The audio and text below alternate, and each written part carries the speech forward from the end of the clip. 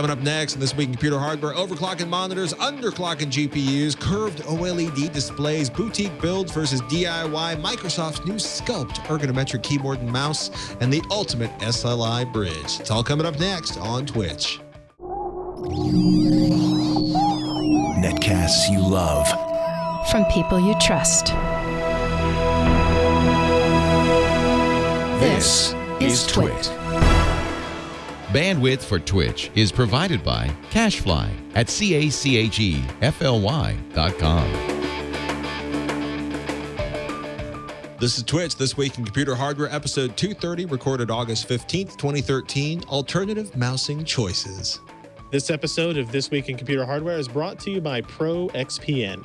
ProXPN is a virtual private network that allows you to use the internet the way it should be, anonymous and unfiltered. For 20% off your new account, go to proxpn.com/twit and use the code TWITCH. Welcome to Twitch, This Week in Computer Hardware. I'm Patrick Norton, and this is Twitch's weekly show that aims to bring you the most useful, informative, important, well, just about all the news we think is worth covering on PC hardware, Macintosh gear, and of course, Android and iOS devices, and occasionally even more esoteric stuff. You know what else we like? Your questions. Email us. Twitch, TWICH at twit.tv. And right now, ladies and gentlemen, it is time to turn to the most patient man on the internet who knows to never, never, never search for Weasel, Mr. Ryan Shrout. How are you, sir? Never look for weasels on the internet. Hi, how are you doing tonight, Patrick? I'm trying to get over the weasel washing animated GIF I've just discovered on Tumblr. Story of my life. Oh, my goodness. Trying to do. You know, you warned me about searching for weasels on the internet. And usually it's such a benign search, a little happy weasel in a field of grass, perhaps a weasel covered with the blood of its prey. But no, I got somebody, I can't say it. This is a family show. This is a pretty mellow week compared to the last few weeks on the show. But we got a really interesting looking product at the top of the stack today. Corsair's Voyager Air 500 gigabyte wireless USB 3.0 hard disk drive. So it's wireless. And unlike most of the drives out there that are wireless hard drives, the kind of ability to add a terabyte to your iPad, it uses USB 3.0, so you can actually load the thing with data without waiting the rest of your life for the data to copy. So it's the Voyager Air is the name of the product, right? Yeah, so it's just like another product line that Corsair definitely needs to get into, right? If they don't have enough things on their product stack already, they've added another one. The Voyager, it came out a few months ago, I think, maybe Computex timeframe.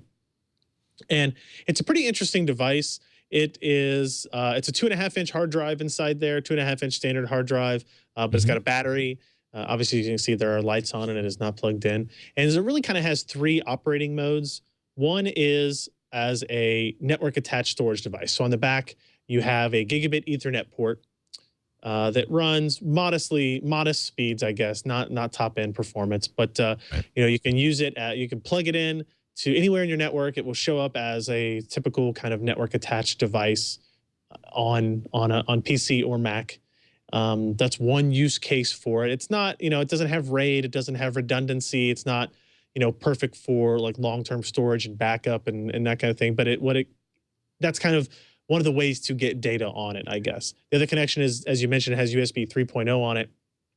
So that initial copy of data, if you want to do that, is much, much faster that way.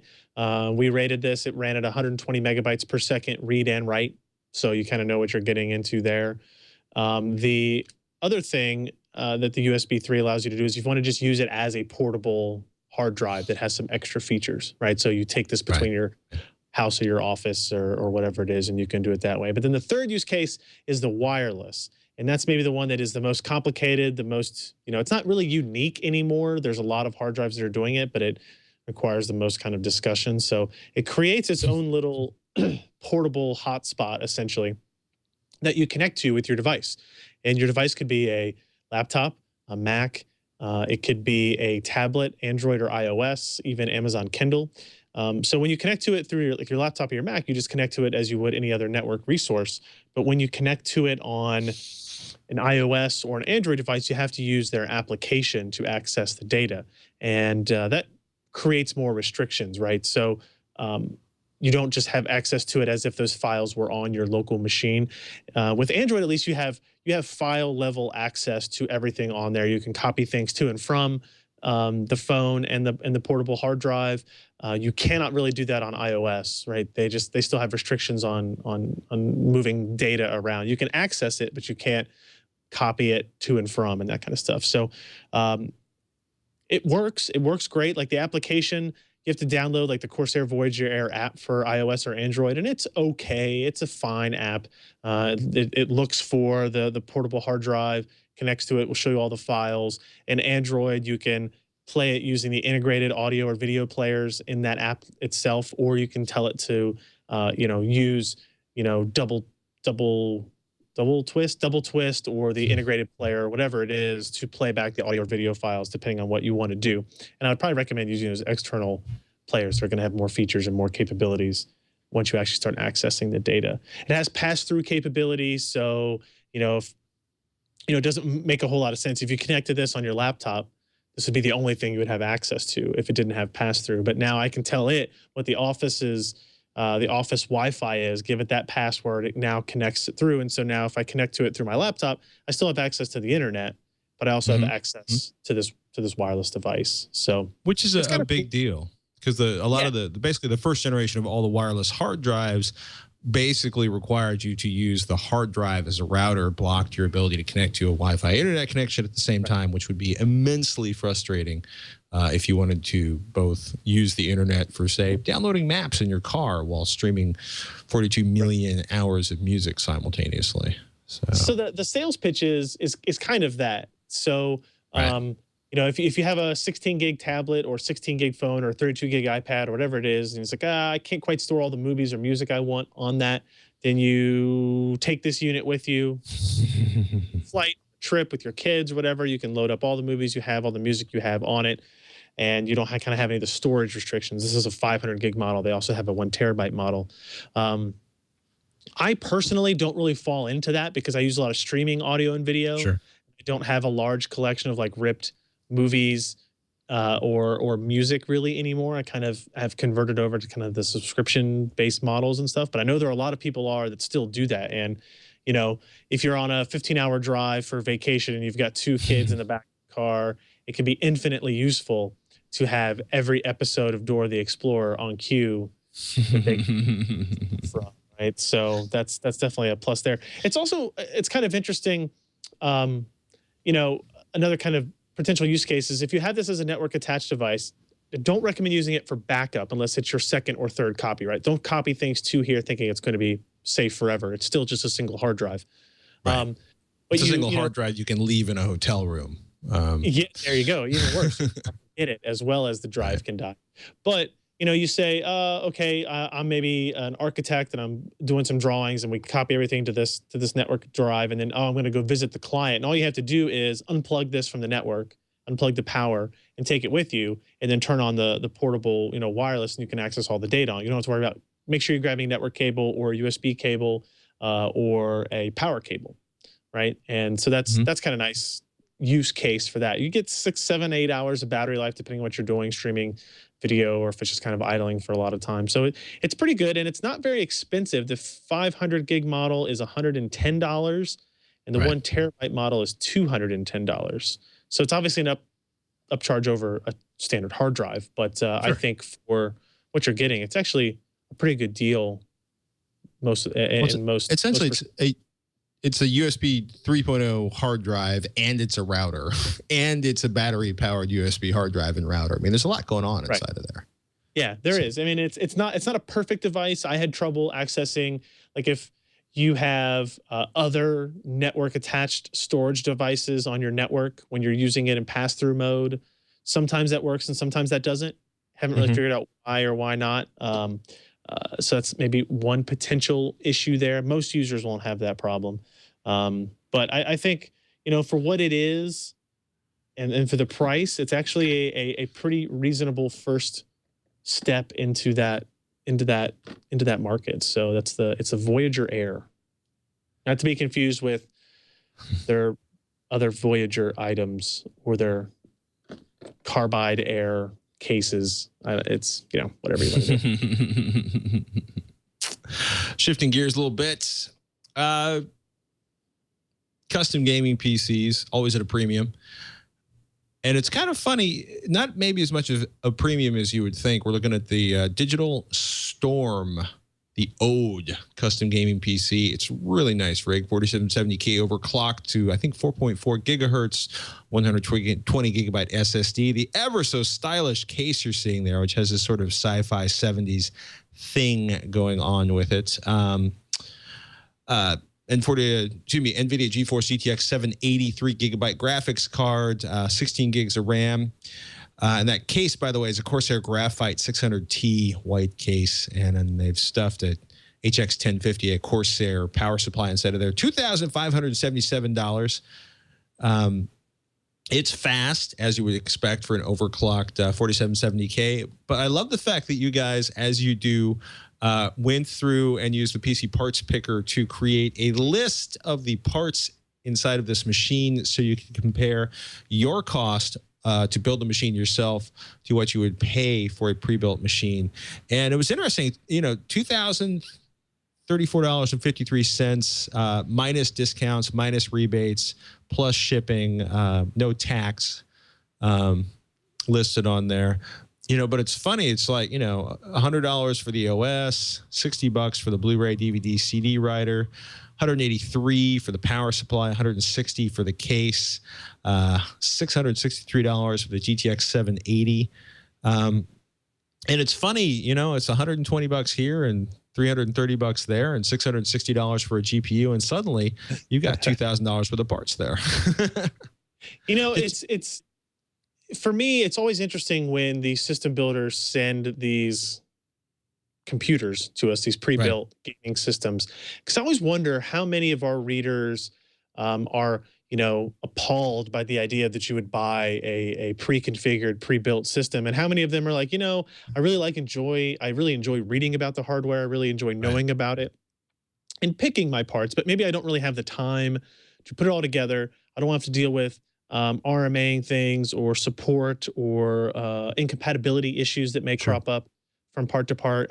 I'm curious, as our generation of PC builders has gotten a little bit older, they have potentially a little bit better job. They're okay spending that extra $200, $300, $400 now to just kind of have it all done for them. I don't really get a good sense of what that mix is at. I suspect it changes a lot. Oh, sorry. Go ahead. I was just going to say there's some allotment of people that are doing that. So. No, I was going to say, you know, it's funny because like a friend of mine said, oh, well, you know, you've got kids, you don't have time to build a PC. And it's like, well, I've got kids, you know, saving a couple $100 is a big deal. And it's kind of funny how that works out for different people. Yeah.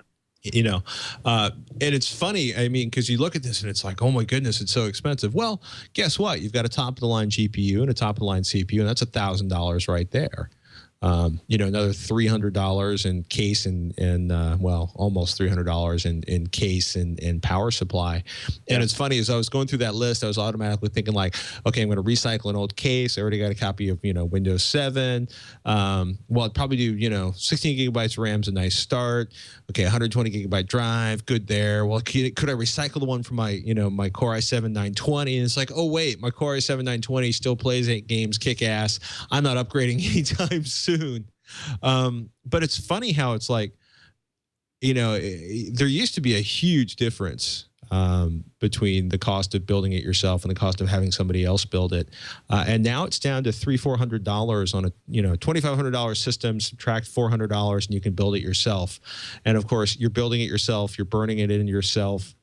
You're taking responsibility for the warranty. You're tracking down all the drivers. You're setting it up. And for some people, it may just be worth the time to have, like, you know, I love the fact that Puget Systems, right? You get this big binder, and the binder has all the documentation, and they've got all the extra cables and all the parts they didn't use building your PC, and everything's, you know, pre-configured and set up, and the drivers are there, because it's like, you know, it may take you an hour to build it. Maybe 2 hours if you spend a lot of time. Well, 3-4 hours if you're me. Most 6 or 7 hours if you're me, and trying to actually make the cables look nice, right? You know, that there's that first hour and you get it running, and then you start like trying to figure out where to route the cables, and then you know, it's like watching a 4-year-old trying to It's like watching a 4-year-old trying to color in a placemat at the diner, watching me try to cable a PC. And if I want the PC to look nice, it just takes forever. But what I find interesting is there's so like this particular system was 100% off the shelf parts. Everything that was in this system you could buy at Fry's or Micro Center or Amazon or Newegg or whatever, and get shipped to you, and you could build it exactly like it is. A lot of the systems that we get sent are maybe they have custom cases, or you know, they're those small thin form factor ones where they're using a 1U power supply and they've built this custom chassis for it, or you know, they've done a lot of work with sound deadening material inside of it and selecting very specific fans for, you know, quiet noise, low noise levels and that kind of stuff. And this is really just off the shelf. We put it together. We know all these components work together. We clean up all the cables in the back nice and pretty, and then we cover it for you for 3 years, right? So, you know, it's I'd be curious to get some feedback from our viewers and our listeners, what their stance is on these kind of somewhat generic pre-built systems, right? So not super custom designs, not like the $10,000 beasts, but in that $1,500 to $3,000 range, where you can buy all these components. And are you willing to give up that control now as you got older, or whatever it is, for whatever, you know, life reason may have occurred?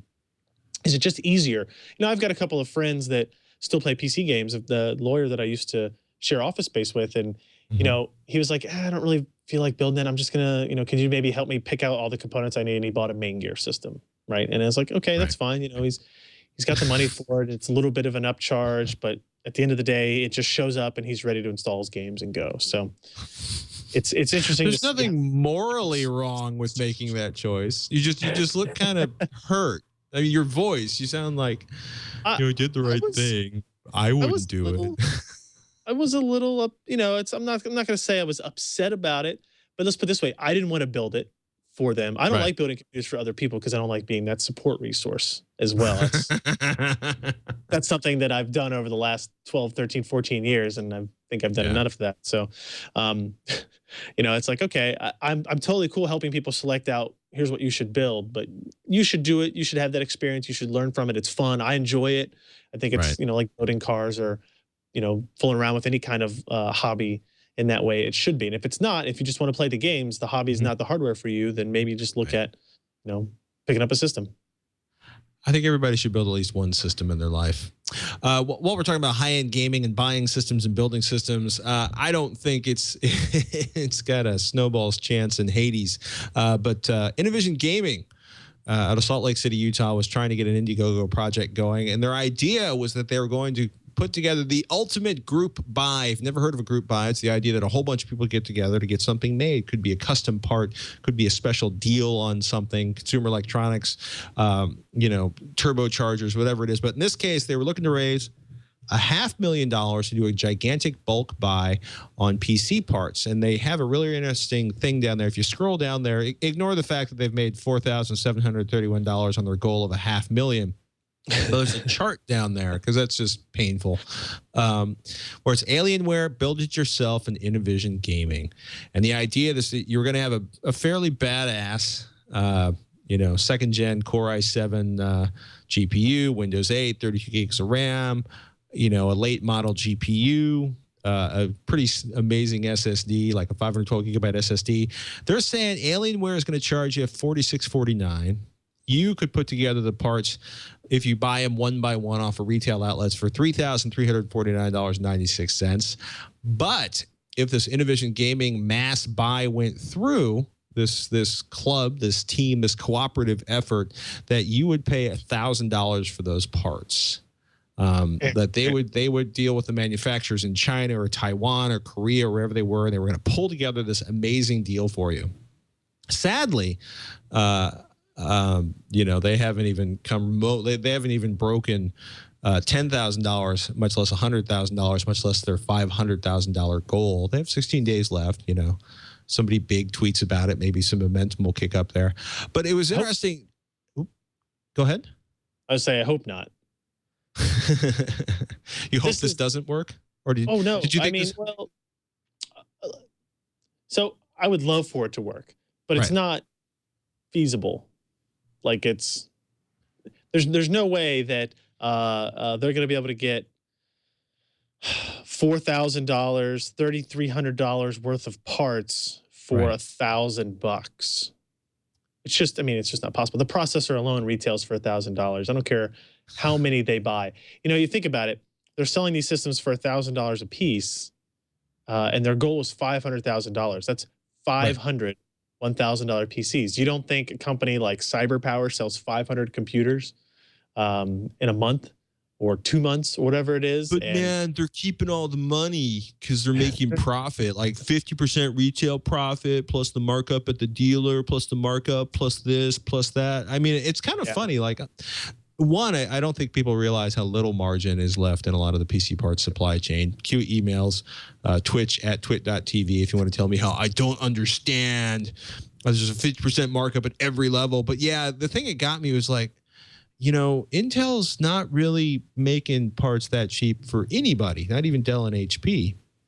You know, maybe you could find a deal on RAM. Okay, maybe you could find some insane deal on, you know, the Radeon GPU. But it's kind of funny. I was like, how do you fit $3,000? I mean, if you're looking at like $1,000, $1,500, well, probably $1,000 for the GPU and CPU, how do you fit in the 32 gigabytes of RAM, the Windows 8? Okay, the Windows 8 Pro license. I'm sure somebody will give you that basically, but a 512 gigabyte SSD is half that price. Yeah, exactly. There are so many quarter of that price. There's so many things that don't really add up to any of this, and it's I really put this in here more as a like kind of to follow off that Digital Storm story about don't always believe everything you see. All right. And I think it's fairly obvious now that at this point, these guys aren't going to make their goal. I don't know if they were sadly misinformed about the economics of scale in building computers or if they were like trying to scam people this way. They're not really, I guess, because they did a fixed funding campaign, which means they only get the money if they raise all $500,000. So it's not like they're going to keep the $4,700 that people have pledged to them so far. But it's just, somebody in the chat room said, I think it was Arbiter said that we shouldn't give these guys any more press. They've been getting slammed in the hardware markets and in the gaming markets for last week or so. But I just wanted to put in here, it's like, hey, don't just believe everything you hear. I don't know. Unless it's on PCPro.com. It would be interesting to interview one of these guys, or maybe not interview, but like just talk to him and be like, what was your thought process when you're setting this up, right? Like, did you actually talk with manufacturers? And if so, what did they tell you that would make you believe that you could build this system for $1,000? Because we saw it on eBay. Have you heard of Quibids? Quibids.com. You can get iPads for like 99 cents. I figured for sure you get an HD 7990 for like $1.25. Our team of talented auction watchers will attempt to penny auction their way. Oh my goodness. Don't even get me started on penny auctions. On a positive note, AMD launches never settle forever. Choose your own game bundles as if the stack of game bundles being offered we were talking about last week was not enough for you. There are 3 tiers of rewards. The Radeon Gold reward. Redeem this offer and choose 3 free games. The Silver reward, you get 2 free games. The Bronze reward, you get 1 free game. Unfortunately, you have to buy the most expensive GPUs. Is it the most expensive GPUs, or do you get to like trade off like a silver or a gold or a bronze reward? What's the background of this one? So the kind of the change. So the change to the bundling program that AMD has, and their never settle bundles have been around, I believe, since October of last year, and they've done awesome stuff, like, you know, giving away top tier games. They're one right before this where you got BioShock Infinite and Tomb Raider and Crysis 3 was awesome. Like, these were top PC games, and they deserve a lot of credit for that. They're still way ahead of NVIDIA what NVIDIA was doing in that regard. But what the change is here is they're now allowing you to pick your games out of a subset of games, right? So instead of you buy 7970, you get these 2 games. Now it's if you buy 7970, you get 3 games, but you get to pick them from these 9, which I think is a much better deal for gamers, right? Because if I already have one of the 2 games or 2 of the 3 games that are being offered with my graphics card, it's kind of like, that's kind of a waste, but I'll go ahead and do it, maybe. But if you get to pick the 3 out of 9, now you're much more likely to not have had those games. And the idea of having that flexibility is pretty cool. So the gold rewards, gold tier, I guess, is for like the 7,900 cards. Silver tiers for the 7,800 cards, and then the bronze tiers for the 7,700 series cards. So the idea is pretty cool. I was a little disappointed that with this reannouncement or with this reorganization of the program, they didn't add any new games in. And in fact, they took BioShock Infinite and Crysis 3 out. So like if you look at the top tier, only Tomb Raider and Far Cry 3 maybe, or no, Tomb Raider and Devil May Cry are actually out this year. Maybe Blood Dragon is too. And there are a couple of games here from 2011, and then the rest of them are from 2012. So there's not a whole lot of really new stuff. But what this program now allows AMD to do, which will be interesting through the rest of the year, is they can now add games into these reward categories and remove them at any time, and it doesn't affect the bundle that you get. So it wouldn't surprise me to see Battlefield 4 in this before the end of the year, or to see the new Thief in this at the before the end of the year. They wouldn't give any details on that, despite me asking several times. They would only say that quote, new retail games will be added on several occasions before the end of the year. So it affects the bundle you get. It just doesn't affect the number of games they give you, depending on what tier you're in. Right. So if you get 3 games, you'll still be, and if they add Battlefield 4 down the line, what's interesting is, so if you buy a card today, you don't have to pick from these 9 games. You register your code and you have until December 31st, the very end of this year, to pick which 3 games you get. So you can buy a 7970 today, get that gold reward, and hold off and wait and pick your 3 games later, right? Maybe you wait until you're pretty sure Battlefield 4 is going to be there. I'm pretty sure, they haven't told me that, but I'm pretty sure Battlefield 4 is going to be there. So you hold on to it and you say, well, I'm going to get my 3 games once Battlefield 4 is in there. And now you'll pick Battlefield 4 and 2 other games or something like that. So it's kind of interesting what they've done. I'd like to see this program extended over a longer period of time, where there's just always this assortment of 7 to 10 games that you get to pick from. At any given point, you buy, the 7000 series card, or you buy whatever their next generation is, and you get to pick 2 games with that card, right? So I think that offers a lot of flexibility. I think game bundles can be an interesting determining factor for buyers that are on the edge there. Do they go AMD or do they go NVIDIA? And it is pretty cool, right? AMD's done a very good job of kind of promoting PC gaming in this way. NVIDIA kind of tried to do it with the free-to-play cash bundle, and then they had a Metro Last Light bundle, and then now they have a Splinter Cell bundle, Splinter Cell Blacklist, I guess. But AMD has done by far the best job on the bundling side. So good on them. Microsoft making a more mundane announcement this week, not the Windows 8.1 release date, which we'll talk about closer to October, but the Scuplt ergonomic desktop. Microsoft's pretty much been the leader, at least the mass market leader in ergo keyboards for years, forever. But $130, you get a sculpted keyboard that looks like a spaceship, bat wings, any of a number of rude comparisons that I read about on Twitter. A separate number pad and a wireless mouse. The devices will be available separately, I believe, in September. It's nice, not a great mouse. It's a very simple. It's a simple mouse. I was gonna say the mouse is gonna be $60 in September. The keyboard $81. The bundle's $130 for now. It's kind of funny. It's a very classic kind of understated Microsoft mouse. Do you enjoy ergonometric keyboards, or are you a sort of standard 104 key layout kind of guy, Ryan? I will say that over the past year, the pain in my hands and wrist has led me that I should probably be looking at ergo keyboards and mice. it's obviously I spend a lot of time in a computer. I'm writing a lot. I'm typing a lot, yeah, I'm starting to get those carpal tunnel things twinges starting up, and then doing some research on it, and it's like, the ergo will help with that, and then you can get the mice that instead of putting your hand like this, your hand is more like this. I don't know if that Microsoft Mouth actually doing that, but let's back up here for a second. Do you have, has your your workspace been configured? Do you have your keyboard below the level of the desk on a keyboard tray?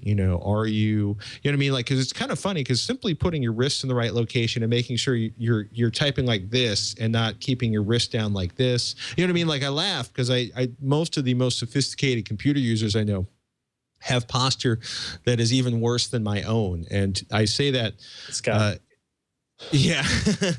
I mean, I'm known to like sit. I can somehow turn myself into sort of a pretzel ball, one leg over the side. You know what I mean? I'm talking about a standard business chair, and I've got like 2 legs over the side, and I'm typing forward, and I'm leaning at a 90-degree angle. And I'm typing at 80 words per minute. But it's amazing how simply going to, and I'm saying this for the audience, not to torture you, but getting a keyboard rest, getting your wrists down low, getting your elbows above your wrists above your fingertips at a level where they're comfortable. Like Ryan said, exploring alternative mousing options. I've known a couple people who have absolutely. I like that phrase, by the way. I'm going to use that. Exploring alternative mousing options. I'm in California, man. It's okay out here. Well, you laugh, right? But it's always the silly stuff that tears people up. I have a couple friends who destroyed their wrists, one of which who was programming 42 million hours a week. And he actually uses one of the BAT keyboards where you sort of stuff your hand in these fingertip keyboard spaces and you hit keys by going 1, 2, 3, 4, 5.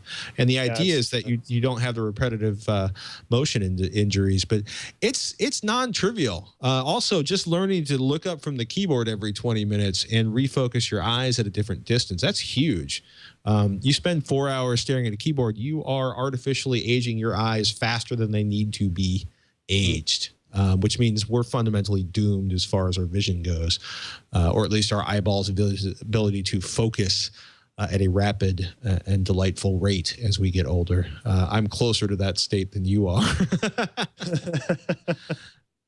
But it's interesting. I don't know if anybody's actually it's funny. Okay, so it's actually a biscuit under 20 years. They did their first ergonometric keyboard in 1994. And this is the first one since 2007. I don't know anybody who's had their hands on one yet. So I assume it's going to be kind of the standard, acceptable, but slightly mushy Microsoft keyboard. It's a good-looking piece of hardware if you like. It is, yeah. Spaceshipy layouts. I actually like Microsoft keyboards. I think the one I have at my desk now is kind of like a somewhat cheap Microsoft keyboard mouse combo. I have so many different Logitech and Microsoft and Corsair combinations throughout the office. Saying I have one keyboard is kind of a lie, but the one I use most often is Microsoft. It's okay. It's fine. I don't know. It's funny. I still have a bucket. I started scrounging vintage IBM Alp switch based keyboards a long time ago. So I have like a 17-gallon storage bucket full of them, because for me, I can type significantly faster on a metal spring keyboard. I'll also wake up everyone in the house, from the baby to the kindergartner to my wife. If I use it in the garage, it's fine. But it's amazing how many good keyboards options there are out there, and it's nice to see Microsoft continuing to push the boundaries. Leo Laporte, the man, the myth, the legend, continues to single-handedly attempt to keep the economy going. He ordered one of Samsung's new OLED TVs, the curved HD TV. Apparently, it's on back order, so he's waiting for it. Hopefully, my partner in crime in HD Nation, Robert Harron, will get his grubby little mitts on it to benchmark it in exchange for calibrating it for Leo. It's interesting. We were talking about this on HD Nation yesterday, along with we got to review. Samsung has an absolutely gorgeous 64-inch. Basically, they're 8500 series plasmas, which are like 51, 60, and 64 inches. They are the blacks on those on the plasmas are amazing. The OLED promises to have even blacker blacks than you're used to even seeing on plasmas, because fundamentally, when they turn the power off to that pixel, boom, it is 100% dark. OLED has been a long time coming. First time we saw it was Sony with an 11-inch. I hesitate to call it an 11-inch TV and HDTV, but an 11-inch OLED screen. They were selling for about $1 billion 3 or 4 years ago. Big deal about this is this is the second curved flat panel on the market. The first one came out from LG earlier this summer. This is a $9,000 television, and what's funny about it, it's a $9,000 television with a sweet spot just about big enough for a comfy chair or a love seat. This is not the TV you want if you want to have 40 people over watching a football game, but if you kind of like you and your spouse, or you and your kids snuggle up together, you will get a fantastic view off of this. We're waiting to get one in for testing, although we may get our grubby little mitts on Leo's first. But it's interesting to see the prices drop on these so fast, because this is even at $9,000, this is a third less than LG's monitor. And can't wait to see OLED continue to drop in price. So I agree. Good stuff. Yeah. Let's see. I couldn't believe EVGA did a Pro SLI bridge. Is this aesthetic, or is there any performance advantage to going with one of these? It is. Let me ask you plainly. 100% aesthetic. 100% looks and style does not affect your performance at all. You have to have an SLI bridge in general. You have to Looks Can the I same. run a GPU with an SLI bridge plugged into it that goes to nowhere? That is an interesting question. I do not know that. I mean, you can, absolutely. I don't know if it'll. So the reason this is different is it's just way cooler looking than a normal SLI bridge, right? So the back of it, if you look at the back, it's still normal PCB. It still has the same kind of connections, but the front, they've basically added a plastic cover to it. It's got a brushed metal, kind of brushed aluminum finish, and then you can't really see it in the lighting. It says EVGA there across that, and if you plug this into 700 series graphics cards or GTX Titan, it will glow. It will illuminate the LEDs in there. So it's actually kind of cool. But they're $29. So you have to really like your system to want to buy one of these. But EVGA was nice enough. They sent a handful of these to PC Perspective. So we have 5 of them. There's only 3 here in the video, but I have 5 of them. 5 of them we're going to give away. And if you're interested, you just go to PCPer.com and look on the homepage there. Scroll down some to find the post about the Win EVGA Pro SLI bridges. I just think it's interesting that, people say PC gaming is dying, but yet things like this will continue to be released, right? Like this is a $30, hey, look at my graphics cards option, right? That's all it is. That's all it is.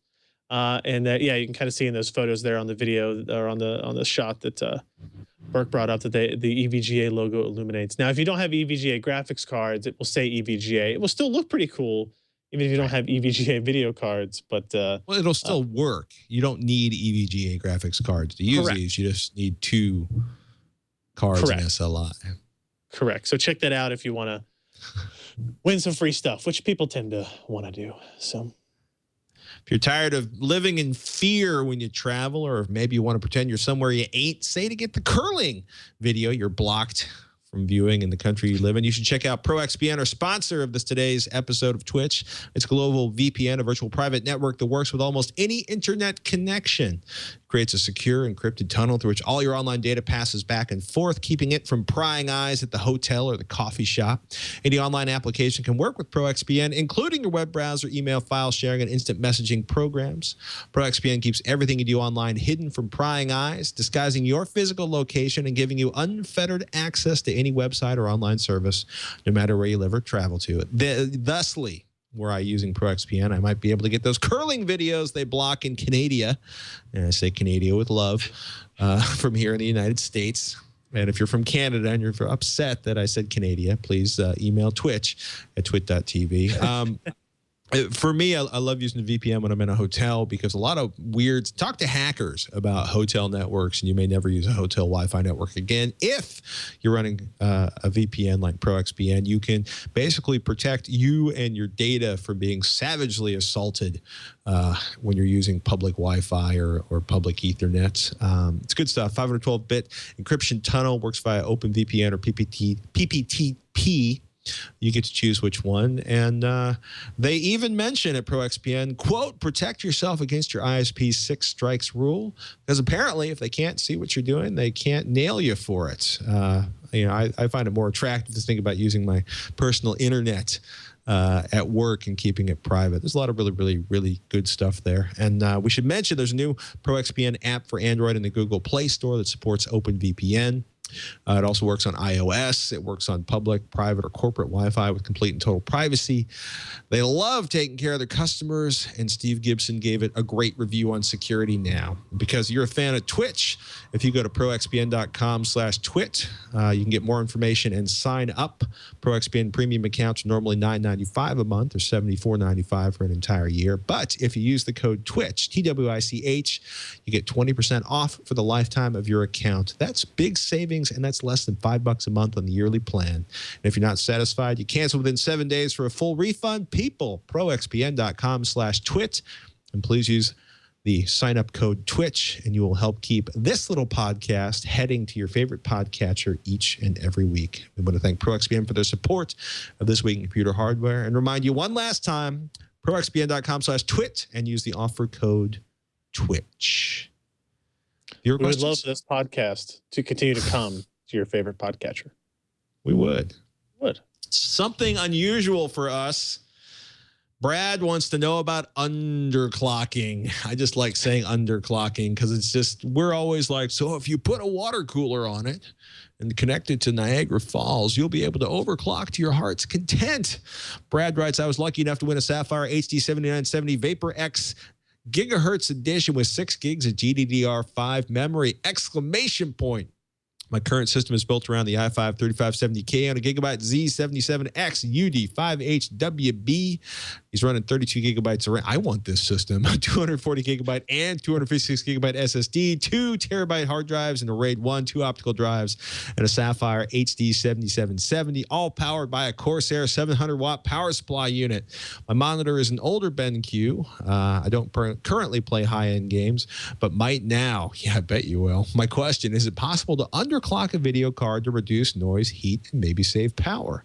Will the 700-watt Corsair be able to give it enough juice? I don't really need all those horses at the moment, but it's nice to know they will be there whenever I want them. I listen to Twitch every single week and binge on Texil and HC Nation when time and wife permit. Love the content. Brad, thank you so much, and thank you for risking the wrath of your wife to bring Texil and HC Nation into your home. On behalf of Veronica, Robert, and myself, I thank you.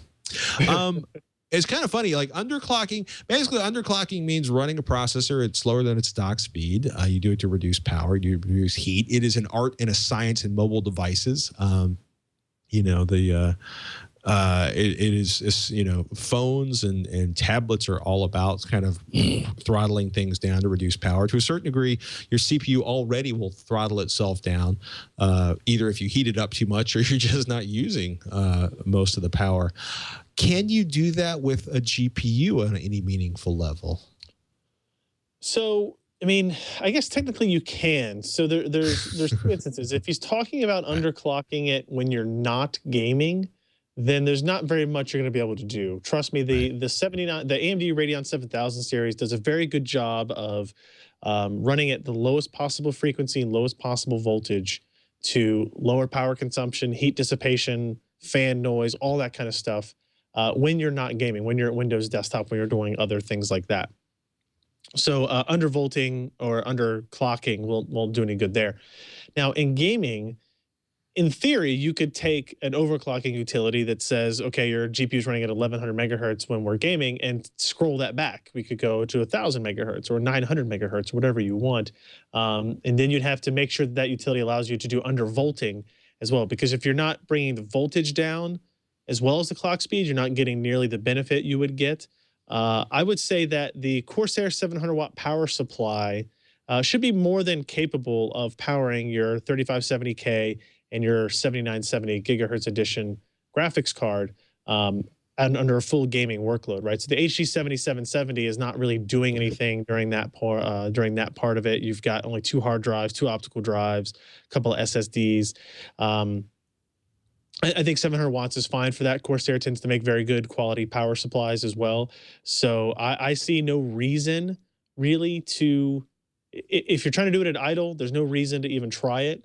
If it's too loud and too noisy for you when you're gaming, then you can play around with some of those settings. Depending on Sapphire, I forget what their overclocking application is called, but if you register your card, you'll have access to it. It will allow you to drag the voltage down, drag the clock speed down, and you can play around with it, move it down to from 1100 to 900 and see if you can tell a performance difference, or if you can tell, you'll definitely see a performance difference, but if you can tell a noise difference or anything like that. But I don't, in terms of needing to do that for power consumption concerns, I don't think you have to worry about it. I mean, is it worth even trying to find an alternative fan? When Brad finally does some high-end gaming and ratchets that thing up to 11, if he does hear the fans, if it's one of the less efficient or less sort of audio-friendly GPUs, is it worth trying to find an alternative cooling technology? Or is it just still really hard to find universal coolers? I mean, I know there was a review of a water block for like a GTX 690 on PC this week, but yeah, you can definitely find extra coolers for the 7900 series cards, but I don't think they're going to be that different. So the Sapphire Vapor X line tends to be relatively cool, right? It's using it uses a vapor chamber heatsink, so it's dissipating the heat fairly efficiently, so the fans don't have to spin as fast. And we're talking about, I'm looking at a picture of the card now, it's two fans, so it doesn't have to worry about having one fan having to go very quickly for it. So I don't think you're going to see a big difference by going with a custom cooler in that regard. So you're kind of, there are better coolers than others, right? I mean, but most of the times for the add-on coolers, they're not going to be that huge of an increase over what you have right now. So I was trying to see if there was any 7970 coolers, but I'm not coming up with any results. I mean, there's an Arctic Accelero Extreme 7970 VGA cooler with 3 quiet 2mm fans, and it's $80 for the fan, for the heatsink fan. And I suddenly find myself hacking a standard 120mm slow fan to my existing GPU cooler just to see if I can make it quieter for less money. The changes in decibel rate that you would get going from a Vapor X to this Arctic Accelero is worth $80. If it were $40, maybe. $80 is a lot. $80 is, almost on the way to another 7770 or whatever other video want to buy or something like that. So I don't. Good point. Yeah. Brian's got a question about 120 hertz monitors. He says, "Hey, Ryan and Patrick, thank you for the wonderful shows time and time again." Thanks for listening, Brian. Always looking forward to them. Is it possible? Excuse me. It's possibly going to be in 3, 2. Try that again. It's possibly going to be upgrade time again for me, and I'm wanting 27 inches of 2560 by 1440 goodness. However, I'm also considering 120 hertz monitors with that spec, such as the famous Yamakaze 2B, aka the Cat Leap.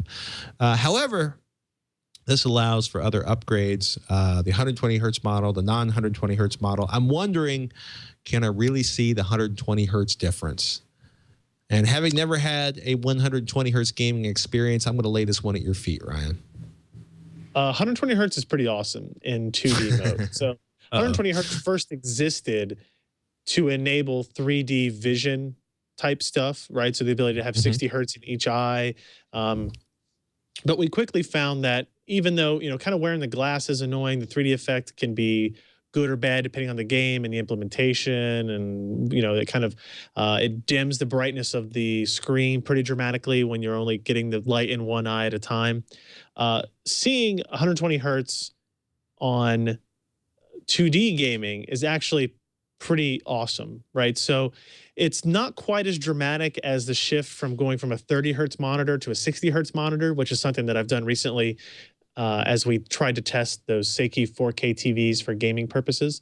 But going from 60 to 120 makes a noticeable difference. I think I talked to some people at QuakeCon that were gaming on 120 hertz displays, and going back to a 60 hertz is when it becomes very apparent that what you were getting at 120 hertz. And all that means is at 120 hertz refresh rate, your screen is now refreshing twice as fast as it was at 60. So if your frame rate can stay above 60, then in theory, you're seeing more images, less visual horizontal tearing at any given time. And that's always really good.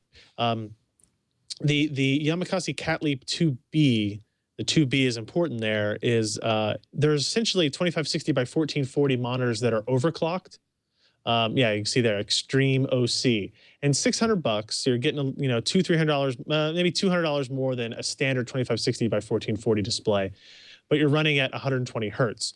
I believe you'll have to go into your control panel. You have to create a custom resolution in order to support that, because I don't think 5060 by 1440p is really something that is supported by default in most of these drivers, but they can do it. And there's a lot of forums and stuff and discussions about this that you can go to get support on that. I have to check on that again, because I was asking a couple of people about getting in some of these 120 hertz capable Cat Leaps. And I also know that some people had bought standard, 60 hertz of these Cat Leaps or other Korean style monitors, and then overclock them themselves to get, maybe 105, 110, 120 hertz. And I think you can actually buy some of these up to like 140, 145 hertz refresh rates.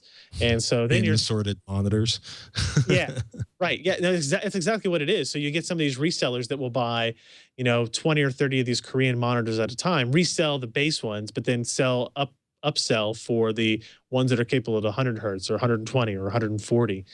So it's this kind of other weird market that was created with these low cost monitors that make them not as low cost anymore, but unique in terms of feature implementation, because no readily available US market kind of company, Asus, Acer, Dell, none of those guys are really offering anything like. Yeah. Monoprice has great 2560 by 1440 prices, but they're all running at 60 hertz. So, well, the prices are about $475 at Monoprice right now. But I mean, are you essentially, if your GPU can feed that resolution, that 2560 by 1440, does this mean you are eliminating VSync issues? If do I need 120 hertz coming out of in terms of my frame rate coming out of my GPU, or is it going to be okay and have minimal issues even if I'm running considerably slower? Wow, interesting. So there's a Hell's Angels motorcycle club around the corner from where I am. I kid you not, actually. It does not eliminate VSync issues, but it will reduce them, right? Okay. So I talked about when we were gaming on those Seiki 4K TVs that at 30 hertz, the VSync issues were more apparent, right? We're talking about when we have VSync disabled, right? When you start to get these horizontal tears in the image, because that image is on the screen on a 30 hertz panel twice as long as it is on a 60 hertz panel, the potential for more frames to be involved in that period of time were higher. Versus on a 60 hertz, there are now less frames that could possibly be sliced up inside that one refresh cycle. And then at 120, you're cutting that in half again. There are half as many frames that will possibly be cut up and sliced in that particular refresh cycle. So it definitely makes it better. I would say what it does is it will improve your visual experience without enabling VSync, right? Okay. So if that is how you like to game, and a lot of people like to game with VSync disabled because of how it affects mouse movements and latencies and all that other kind of stuff, then the higher refresh rate monitor allows you to have less visual negative effects of leaving VSync off. Copy that. Sorry, I'm getting a little obsessed with trying to prevent myself from ordering a monitor. It's tough to do. It's tough to do. I should have ordered them when they were $350 on eBay before everybody knew about them. Oh, yeah, I say that a lot too. Oh, well. Ladies and gentlemen, that's about it for this edition of This Week in Computer Hardware. PC Per, exciting stuff coming up this week. Yeah, we got actually a couple of say it with conviction, Ryan. Laptop. Well, yeah, I'm never prepared for this part where you ask me this. Every week you ask me this. What's coming up next on? And I kind of hunt around. I did get this in. Let me reach across my table here. I did just get this in. This is an EVGA new X79 dark motherboard. This is one of their refreshes to prepare for the Ivy Bridge E launch that will be coming up. So I will be doing a lot of testing of that type of stuff coming up. Nice. That won't be launched next week, I don't think. But we have more 4K stuff to look at. We're looking at using that Seiki 39-inch, that smaller Seiki TV as a computer monitor, set it on a desk. It's a little bit further away than normal, and kind of evaluating how that all works out. So we have other stuff. I'm drawing a blank, so take me away from here. That's a good stuff. I'm just envisioning that being a stack of awesome 4K monitors on your desktop. Color me jealous. So we got Garmin's heads-up display coming up next week on Techzilla. We're going to be talking about. We have this amazing stand-up desk in, and Anthony Carboni is our resident stand-up desk enthusiast, for lack of a better description. I actually started using the stand-up desk when they sent this to us to check out, and I am in love with the stand-up desk, in part because it's motorized and it goes up and down, and there's a whiteboard built into it. I've almost bought one of those probably a dozen times. I've done so much research on them, and then every time, like, all my Google ads on all the websites show that same place that I've done a bunch of research on before. So I have I'll kick you an email. This is good stuff. All right. Good.